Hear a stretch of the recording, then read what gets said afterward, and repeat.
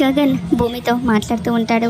అసలు ఇదంతా కూడా ఎలా జరిగిందో నాకు అర్థం కావట్లేదు అని అంటూ, ఇక అసలు మీ నాన్నకి తెలియకుండా మీ పిన్ని ఒకతే ఇదంతా చేసిందంటావా భూమి అని గగన్ అడుగుతూ ఉంటే, అవును బావా అని భూమి చెప్తూ ఉంటుంది.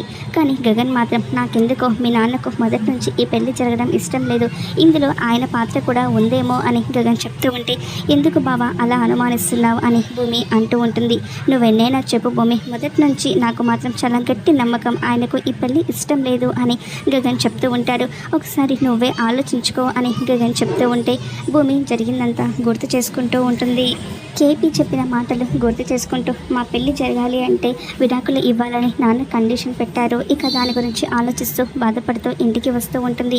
ఇక ఇంటికి రాగానే శరత్చంద్ర దగ్గరికి వెళ్ళి, నాన్న నేను ఒక విషయం అడుగుతాను, నిజం చెప్తావా అని భూమి అంటూ ఉంటే, ఏంటమ్మా అని శరత్చంద్ర అడుగుతూ ఉంటాడు.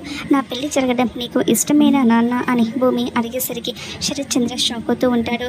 ఇక జరిగిందంతా కూడా గుర్తు చేసుకొని భూమికి ఏ సమాధానం చెప్పాలా అని కంగారు పడుతూ ఉంటాడు. ఇక భూమి శరత్చంద్ర ఏం చెప్తాడా అని ఎదురు చూస్తూ ఉంటుంది. ఇక మరి ఏం జరుగుతుందో రాబోయే ఎపిసోడ్లో చూద్దాం.